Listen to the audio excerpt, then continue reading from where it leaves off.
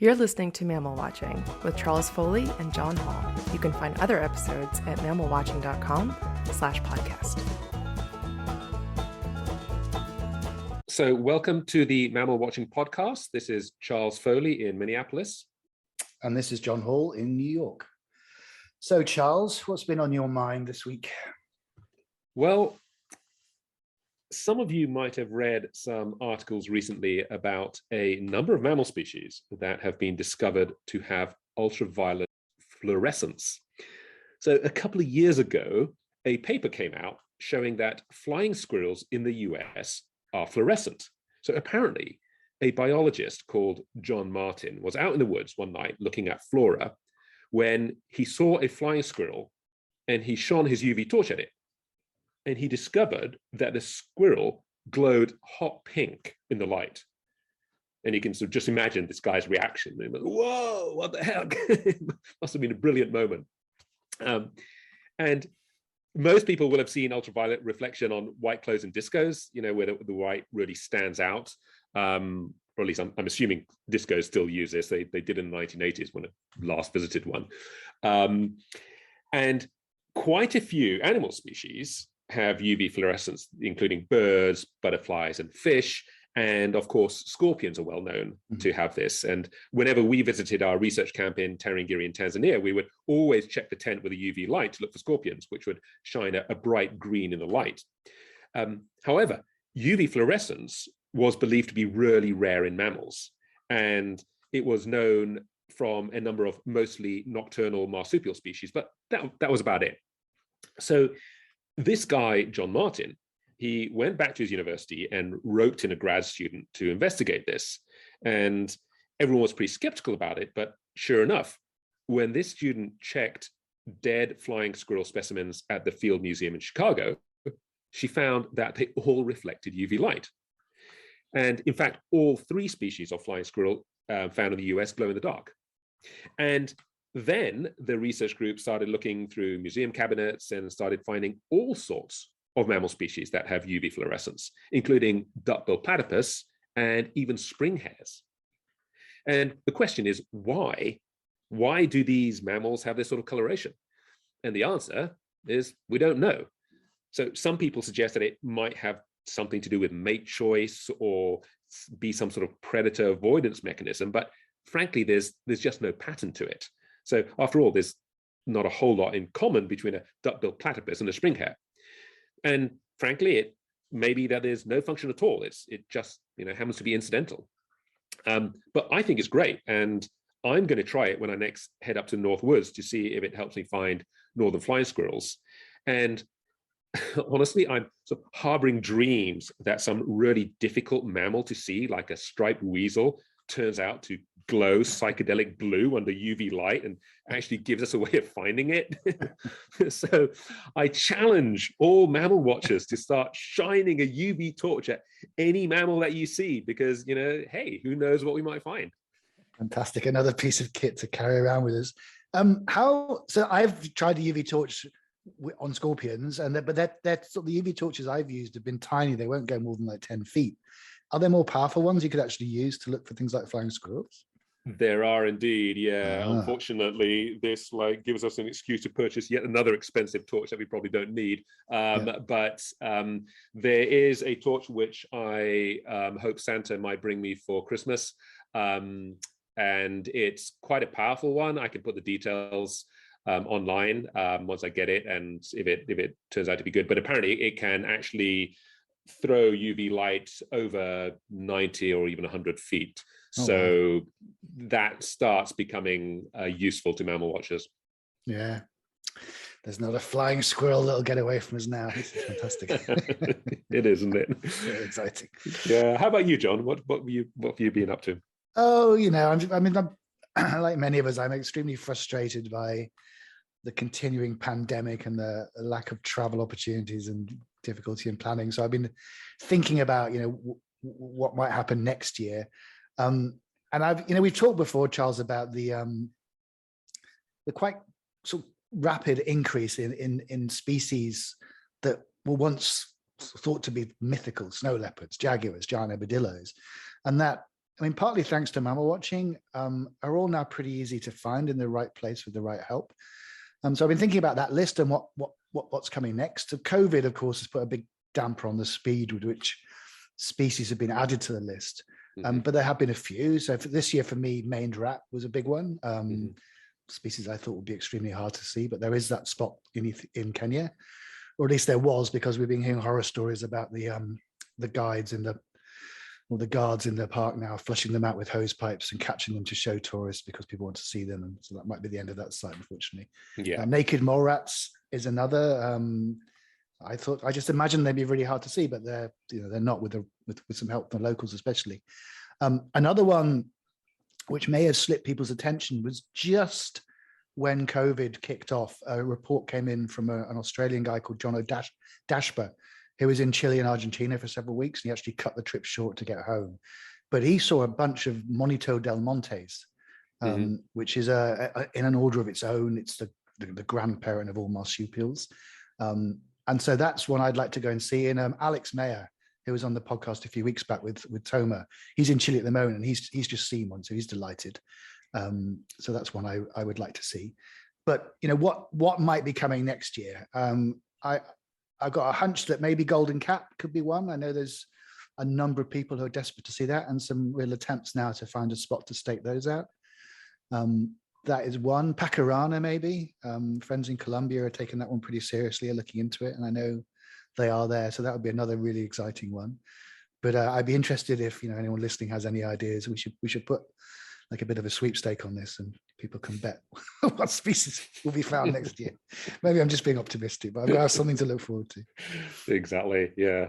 I think we need to add striped weasel to that list at some point. I don't know anyone who's actually seen one or actually going out to look for one, but with the ultraviolet torch, Charles. Exactly. They'll be putty in your hands. Shooting fish in a barrel. So Charles and I are delighted today to be joined by Vivek Menon, who many of you will know the name. Vivek is an award-winning wildlife conservationist, an environmental commentator. He's an author and a photographer with a passion for elephants. He is the founder and executive director of the Wildlife Trust of India, and has been involved in founding 5 environmental and conservation organizations in India. And just about any mammal watcher who's ever been anywhere near India probably has a copy of Vivek's excellent field guide to the mammals of India. Vivek, welcome. Thank you. Thank you very much, John. Yes, very good to have you, Vivek. Nice to be here. Vivek, would you like to tell us a little bit about yourself? Yeah, that's always a tricky question. We in India are taught not to talk about ourselves very much, but if I were to, I suppose I'd say that I'm a conservationist who, I've done about 33 years of professional work in conservation. And I stumbled into this in my childhood with my love for the mountains and walking in the Himalayas. I went to school at a place which is at the base of the Himalayas, and therefore did a number of walks from the age of 12 perhaps to 18. And it's very difficult to actually know when this whole thing started. And I remember once being put on the spot by none other than Sir David Attenborough, who at a function asked me, when did I start? And I said I can cook up a story, but I really don't know the moment. And I asked him, when did it start for you? And he said, age 12, watching a pair of dragonflies mating in my father's backyard. So I'm afraid I don't have anything as specific as that. But ever since I have a memory of myself, I've either been out in nature or kept animals. When I was young, I kept animals and birds. Killed a large number of them because nobody was there to tell me how to look after them.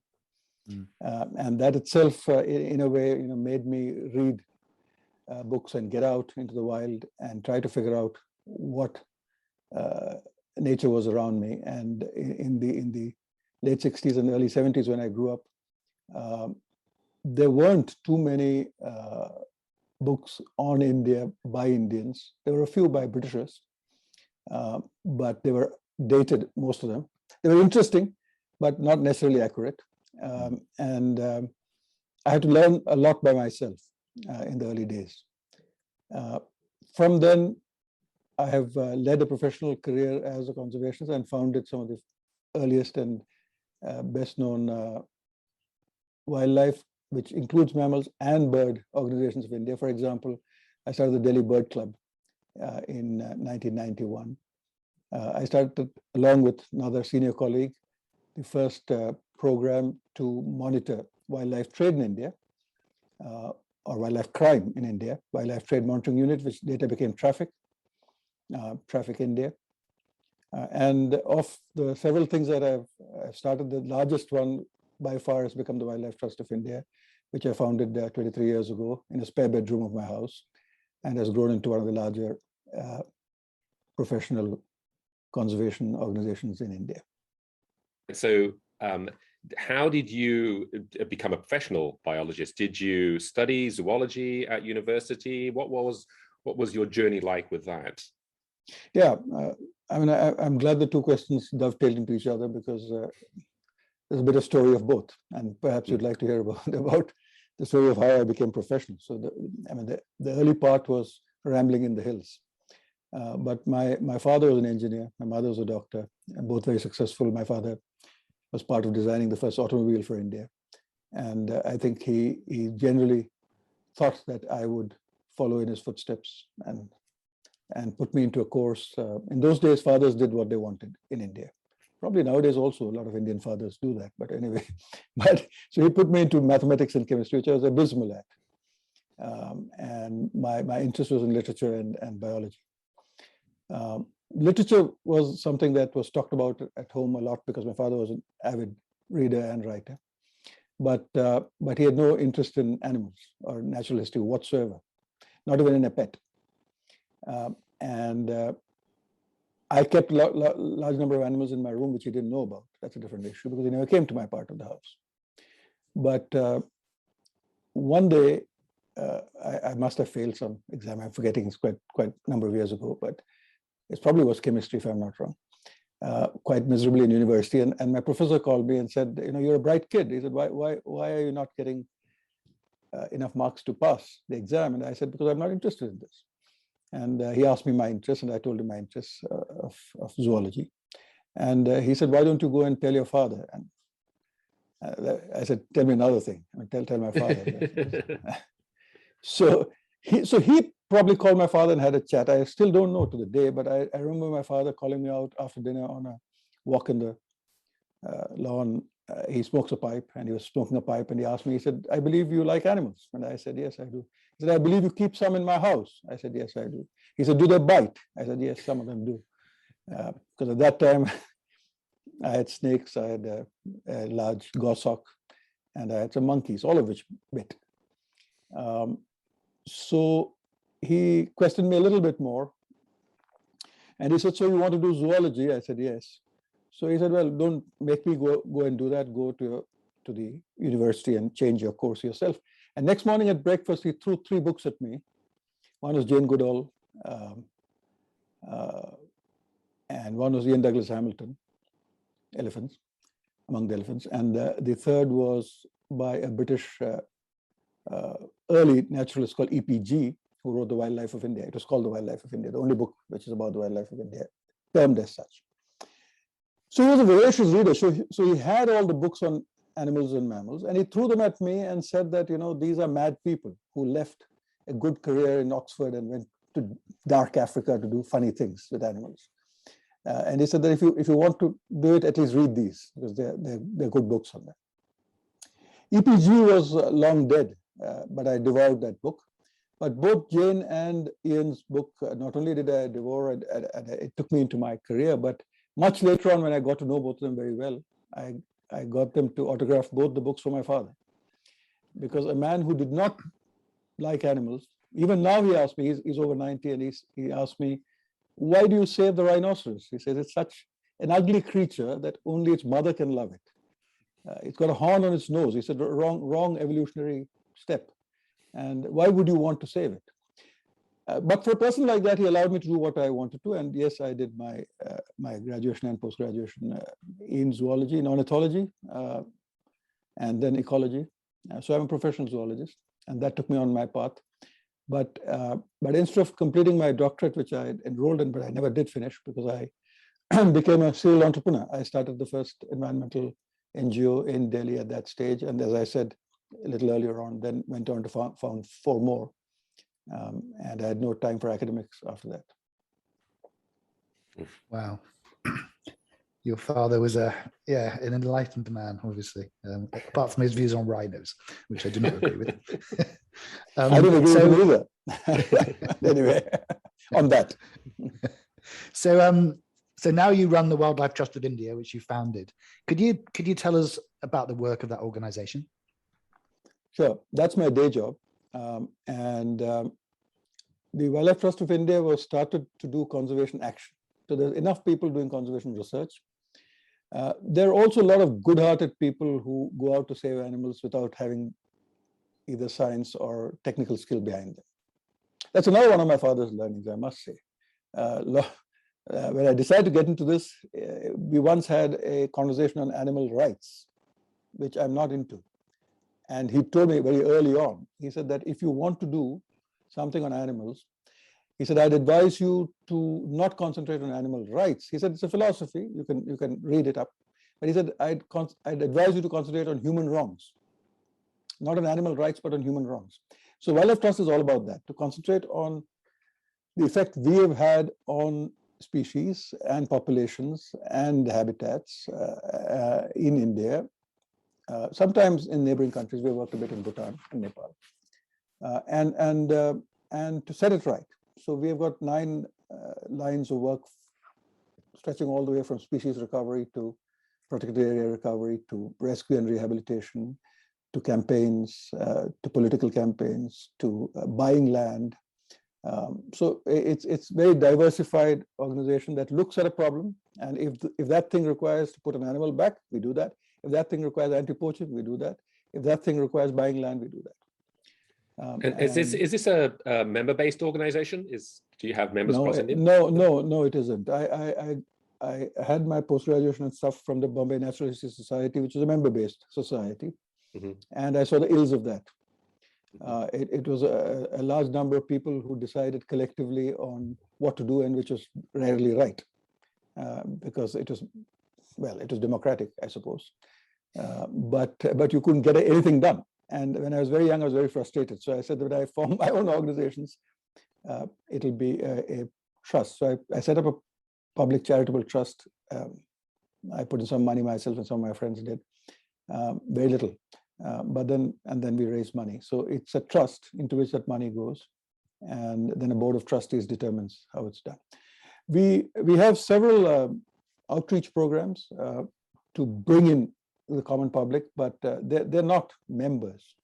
Sure. We have one for rescuing animals, for example. There are more than 500 people in India who were part of it, called the Emergency Relief Network, where anybody who wishes to, either a vet or a paramedic or even an animal lover who wants to do it, are trained to respond to emergencies. So that's a public thing. There's another thing called a Rapid Action Network, where people who want to do conservation actions, small things, that cost less than $5,000. And we give about 100 such grants a year and get people to do small things that help wildlife in crisis, across India. And you, the Trust, I know, has worked on some pretty exciting projects, including on clouded leopards. Can you tell us a little bit more about that? Yeah, sure. In fact, I think I'd like to give you 2 examples. Cloud leopard is a good one, and I can give you one more of some interesting mammal stuff that we do, as we're talking mammals today. Right. And this was actually a project to bring back Manas National Park, which is a premier national park at the base of Bhutan. So if you see the foothills of Bhutan, that's Manas National Park. It's 500 square kilometers, World Heritage Site. I used to go there and do a little bit of conservation and a little bit of mammal watching and a little bit of bird watching in the 80s. And then in the mid-80s, there was a civil uprising, and all of Manas National Park got destroyed, literally. I mean, there was army and civil insurgents inside with bombing and fights, and they burned the forest, they killed the rhinos, they I mean, the whole thing was gone. And so we wanted to bring the park back. So we started with elephants and rhinos to put them back, and with the political will and all that sort of thing. So it's a huge, big project that has now finished 15 years. And as a result, has increased that 500 square kilometer to 1,500 square kilometers, become one of the largest parks in that part of the world. But the most exciting thing we did there was, I mean, we were looking at elephants and rhinos and swamp deer and other things to put back. But part of our work was to orient the local community not to hunt, because of years of neglect that place, people had gone on hunting small things. The big game was taken out by the strife. But when we went and started talking about these things, people then started coming in into our offices, into our field stations, and giving animals and saying, okay, you told us not to hunt. Here are some animals that my uncle had caught, my father had caught, or my son had caught, and now we want to give it back. And among them were 2 clouded leopard cubs.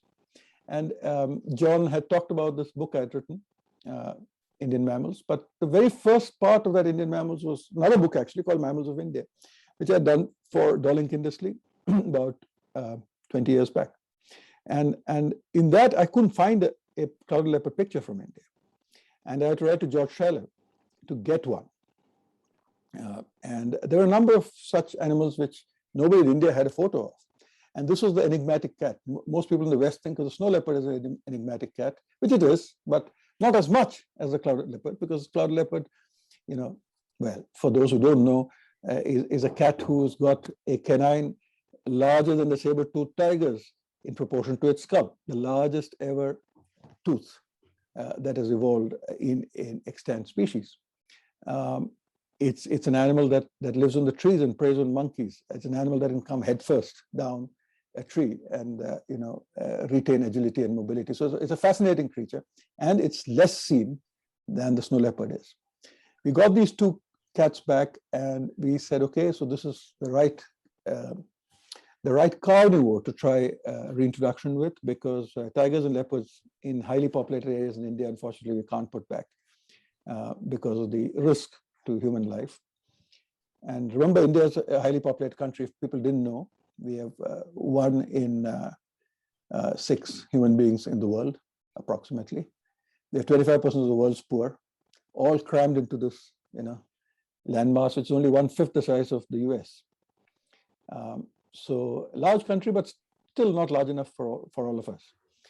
So when we got this clouded leopard, which really doesn't have a threat to human beings directly, we decided we'll try that. And there's a Nat Geo film on it. So if those of you who wish to look at it can, I forget the name, but I'm sure you can just Google up a Nat Geo film on clouded leopards and you'll get it, of putting these animals back. And it was a fascinating ride. And very soon we got 2 more, and then we got 1 more, and there were 5 of them that we put back in varying stages.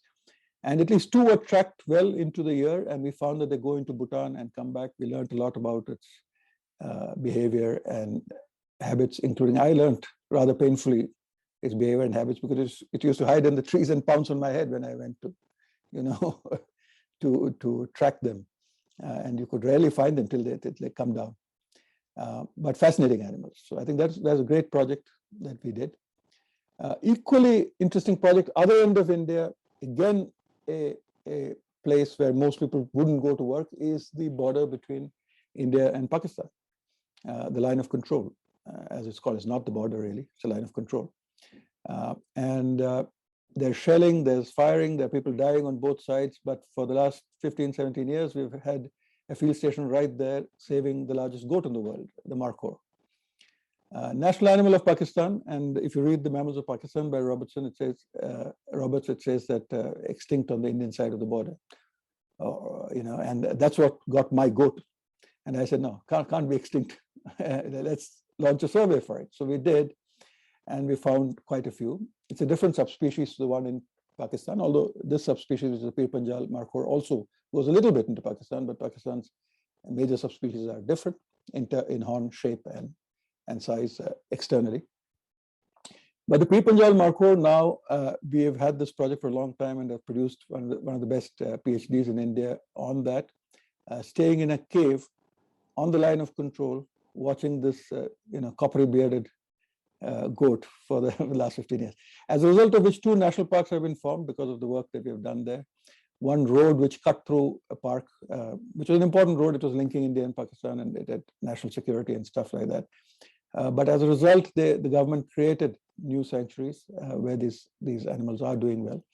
And as a joint work, not in tandem, unfortunately, because of political considerations, but the joint work done in India and Pakistan. In Pakistan also, they've done interesting work on the markhor. This is one of the endangered species that got downlisted in the red list, from being endangered to being vulnerable, which at least is one step down, which never happens, you know. I'm in the IUCN too. I'm the deputy chair of the Species Survival Commission, so all the species in the world. I'm the chair of the elephant specialist group, but also deputy chair of every mammal and every living being species in the world. And when we sit there, the book, the red list, only grows bigger than a Manhattan telephone directory every time I see it, right?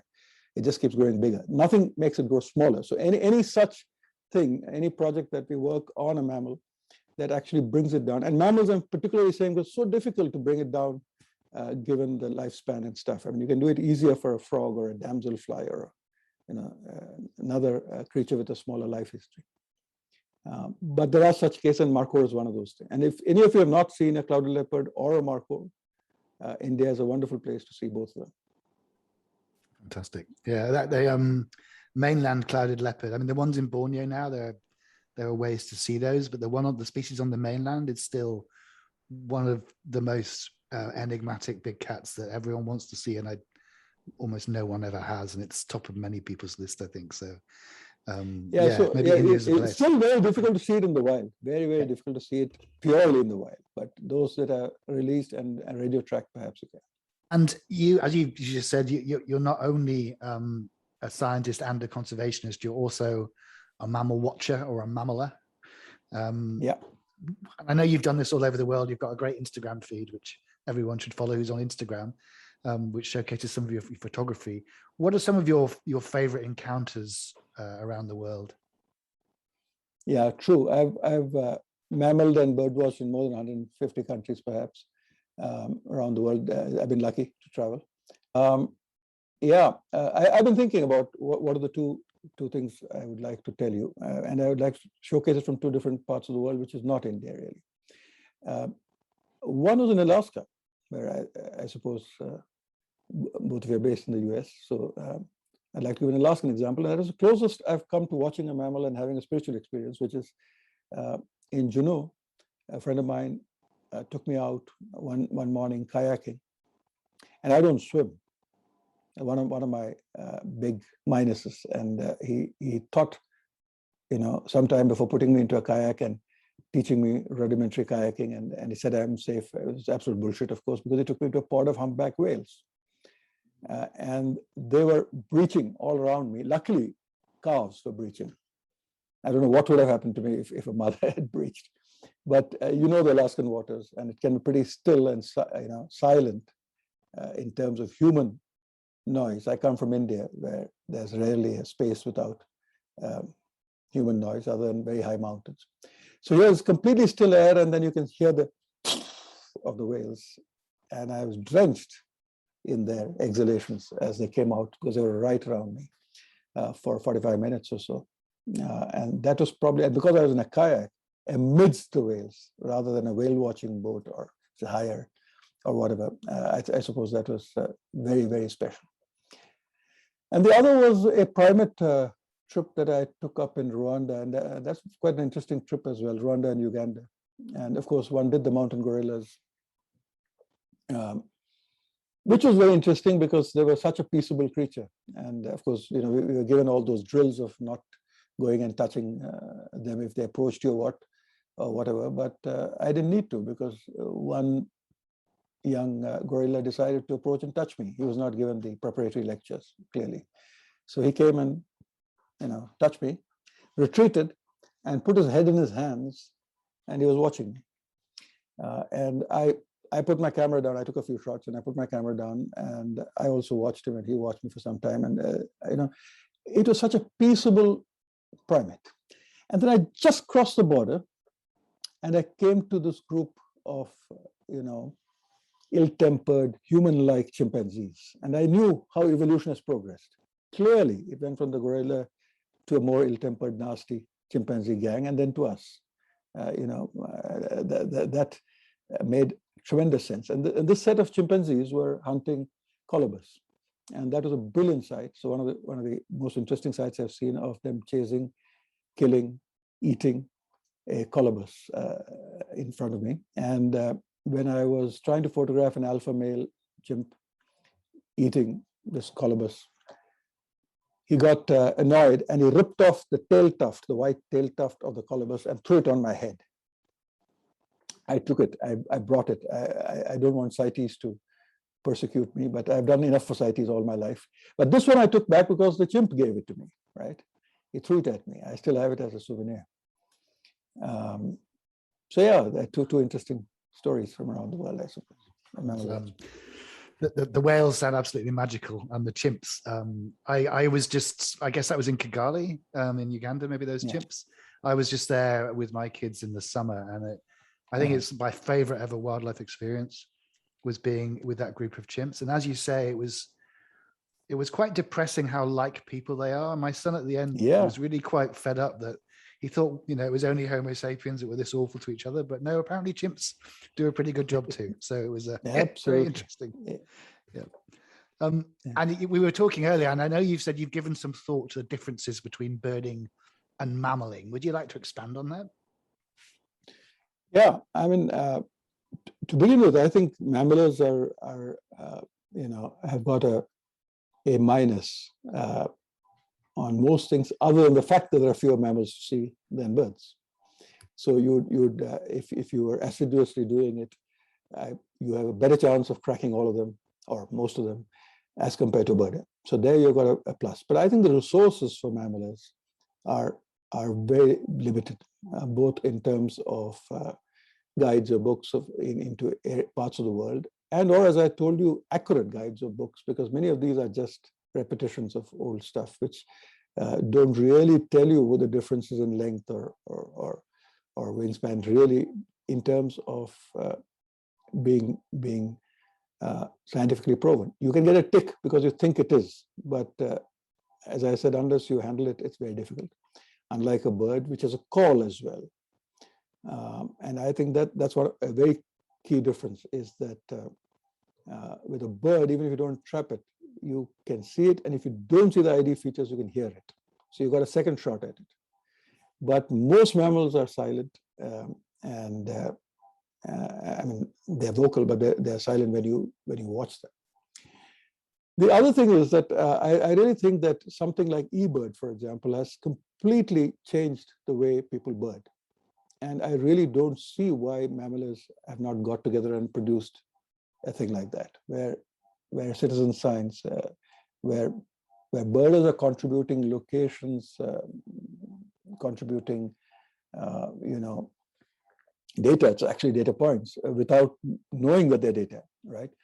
They're just putting in their birding observations. But instead of coming on to your blog, which I read, by the way, assiduously, even if I don't write for it as yet, but I read it. It's very, very interesting. But if somebody wants to go and see something, they have to put it up on your blog and hope that somebody answers.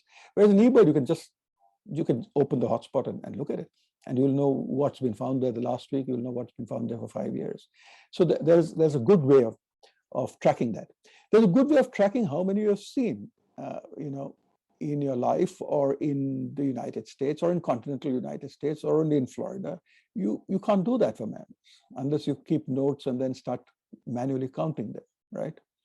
And I know how difficult it is. I've used your list, John, which is probably the most exhaustive list I've seen, and at least is updated. So that's good. But even then, I have to manually count it. I mean, you can do it through a Excel or something, but what I'm saying is that it doesn't pop up. It doesn't tell you how much I've seen. So I really think that mammalers have a lot to learn from birders. There's some things like calls you can't do anything about, but I think we can get together a lot better and share a lot better. And I must congratulate you, John, for bringing at least this community together in some form or way. But living in India, which is a sort of software capital of the world, although the US likes to think it is, but it isn't. It's all our technicians who's doing stuff for you. So, I mean, I've got people here in IT trying to figure this out, and hopefully I'll crack it and try to put something together for mammalers in a way in which today's technology can help mammalers see as much as they want to, and in an easy and safe way. For example, eBird, I served on the committee for a number of years for India for making it safe for birds as well, so that sensitive birds could be blocked from public view or breeding times. So you can do all that as well and share information as well to ensure that both the community and the animals profit. That was something we should talk about. I mean, perhaps later, but I'd love to talk to you more about this. The idea of an eBird for mammals and e-mammals would be, people have obviously mentioned this before, and it's just, I think it's a great idea, but I just don't know where to start, but we should chat about this. Yeah, but of course, you've also Absolutely. got the issue with mammals that with many of the rodents and the bats, unless you have them in your hand, they can be incredibly difficult to identify. Yeah, and that, you know, that's always going to be a disadvantage compared to the birds, because I believe that pretty much every species of bird you can identify by sight. So when many people think, let's go back to India, when many people think of Indian wildlife, they immediately think of tigers and the Jungle Book and Kanha and Ranthambore, but there's far more to the country than that. What are some of your favorite places to look for mammals in India? Yeah, I mean, in fact, you say when people think of mammals in India, people don't think of mammals or animals in India. Actually, they think of India as Taj Mahal and culture and poverty and filth and corruption, I think. When you say mammals, you think Africa. When you say forest, you think Amazon. Nobody thinks of India largely in a global perspective. I've had to explain to people that we have mammals, and we have 65% of the world's tigers, 85% of the rhino in Asia, another 75% of the elephant in Asia, 100% of the lion in Asia, despite being 1.2 billion people. So this fact that we have large mammals, and you talked about diversity, we have plenty of diversity of mammals in India. As I said, more than 400 species, now climbing up to 430 species of mammals in India, but also abundance, and the two are different. There are many places with diversity where you don't see mammals. Actually, India has abundance of mammals, and largely because of our ethics, which, by the way, I believe is one of the most key things in conserving any species. The value system, what a grandmother teaches you. In this part of the world, in Bhutan, Nepal, India, Sri Lanka, etc., this part of the world, Bangladesh, we don't largely hunt or kill wild animals. And because we don't hunt or kill wild animals or birds, they're far more approachable. They're far less afraid of you than in countries just a little east and just a little west of us, where there is a hunting practice which is more prevalent. As a result, India is an extremely good place to see animals. So you asked me my favorite places, and as some of you know, I've just come back from northern Sikkim. I think the Tibetan Plateau, when it comes into India, at both ends, in Sikkim, northern plateau, which is called North Sikkim, for those who wish to take a permit and go, and or Ladakh, which is part of the Tibetan Plateau, but comes in to the side of Jammu and Kashmir. Are fantastic high altitude places to see fairly large gatherings in the right season, of course, of one of the largest mountain sheep in the world, Argali, of the Tibetan gazelle in fairly large numbers, of the kiang, the wild ass, in fairly large numbers, if you're in the right place at the right time, wild yak and Tibetan antelope, both of which come in from China. 2 marmots, 3 pikas, in Ladakh 2 more, 2 different species more, and voles and a number of things that you could see in a day's outing. So one of those few places where you can top 10, 15 species in a day of easily seeable, and I'm not talking now bats and even rodents that you have a problem seeing. The voles are out if you are there. And photography. So I think both these are spots people don't think of. the Northeast as a whole, people don't think of. And I think there are fascinating places. Kaziranga, of course, the best known in the Northeast, is a place where you can see up to 55 rhino in one spot.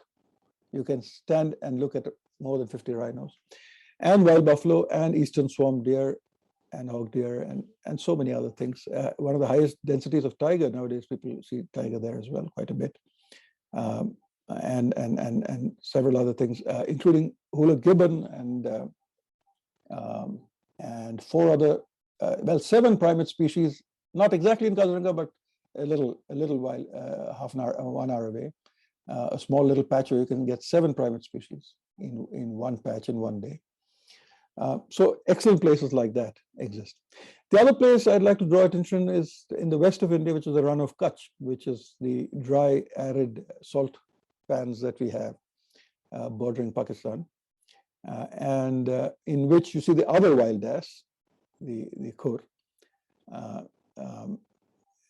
and a number of desert modified foxes, wolves, jackals, black buck, Indian gazelle, and a number of stuff like that. Again, fascinating rodents that you can easily see out, gerbils, jerboas. Good chance of seeing quite a number of them, desert hare and stuff like that. So that's a brilliant place. If you want to go to tiger reserve, of course, people go to Ranthambore and places like that, Kanha and Bandhavgarh, which is, I suppose, one of the best places still to see a tiger, to guarantee a tiger. So if you have not seen a tiger in your life, you should go to one of those. But if you want to go to tiger reserve to see large number of mammals, then go to a place where tigers and elephants coexist. So the Nilgiri Plateau, right? So whether the parks, which are called Nagarhole or Bandipur or Mudumalai, largely in the southern states, it's a plateau again. And because of the plateau effect, there are a number of mammals there that you can see probably best, including the tiger and leopard and elephant and wild dog and wolf, mouse, deer, stuff like that, which are more difficult in other parts of India, can be reasonably easily seen, flying squirrels, etc. So I suppose these are sort of areas which people don't normally go to. Everybody goes to Ranthambore and comes back, or Corbett, Maximum, or Kanha. We have 600 parks. So that's my next project, hopefully next year. After I redo the Mammals book, which is another edition is coming out, updating it early next year. After that, within a year after that, I'll get out my books on nature reserves of India. I've called it nature reserves of India and not national parks, which you have 600 of, national parks and sanctuaries in India. But I call it nature reserves so that it covers mammaling spots and birding spots, which are not necessarily protected areas, which are areas where people can easily go and see stuff. So that should come out in a year, hopefully, and that'll give you many more such places. Excellent. Yeah, I look forward to reading that. So, yeah, that's all fascinating. And final question for you, Vivek. What remains on your bucket list of mammals? What species do you really want to still see in the wild? Yeah, so many. I mean, so there are huge holes because as I said, I've rarely traveled. I have traveled some bit, but rarely traveled just for mammaling or just for birding. So I go where my work takes me, and then I divert. So I'm known to divert. All the people who employ me or work with me know that I will take 2 days off any meeting and go and see something. But nobody has held a meeting or called me for work in Madagascar. So such a big gap. So there are such holes, such obvious holes where things like the Fusa lurk. And I definitely want to go and see the Madagascar mammals, the lemurs and the Fusa, for me, I suppose, is the animal that I want to see there. Or there are groups like bears, which I've seen all of, except the spectacled bear. So for me, there are things like that, which I would love to see the spectacled bear in Ecuador or wherever else it is, and complete my bears. I've even seen a panda in the wild, which is difficult for many. So I suppose spectacled bear would be a thing. There just are too many things to see, too little time. Yes, indeed. So, and what about the pygmy hog? Have you ever seen a pygmy hog? Yes. Yeah, several times. You have? Really? Several times. Stumbled across it. Yeah, at my feet. Wow. Oh, wow. Really? In Manas? And in Manas. And a friend of mine is the one who, well, two friends of mine, one who has passed away, British and an Indian, Gautam Narayan. They're the ones who set up the Pygmy Hog Center, and we captured, I mean, not I, but they captured the animals and bred them and putting them back. So there's a very successful conservation project for Pygmy hogs. And if you go into the areas where they have reintroduced, I mean, they are wild now, because these are wild animals which are bred and put back.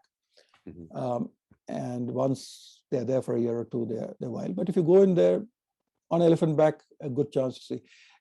For a mammal coming from outside, you will not get the permissions to walk like I do, because I'm doing conservation work. But when you actually, if you're on elephant back, you have a better chance of seeing. Oh wow, I didn't realize. Than hoping that they stumble. But Manas is a good place. I think you could try. The Bengal florican, the hispid hare, and the pygmy hog in the same thicket of grass. You need to look for all three. Wow. And then clouded leopards in the trees around you. So it's all good. Clouded leopards in the forest, but in the grassland, when you go into the grassland. And the eastern swamp deer, which is again a very endangered subspecies of swamp deer.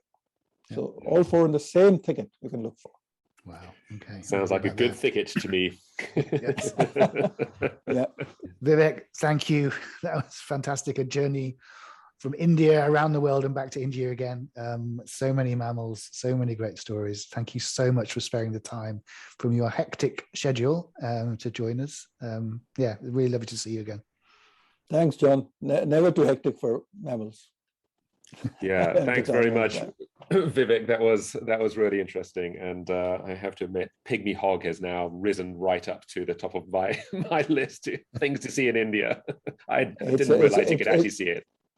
You can see it, and it's a brilliant mammal. It's as if it's cut on both ends. It's a pig that has been made, and God or whoever it is has cut both the nose and the tail to size.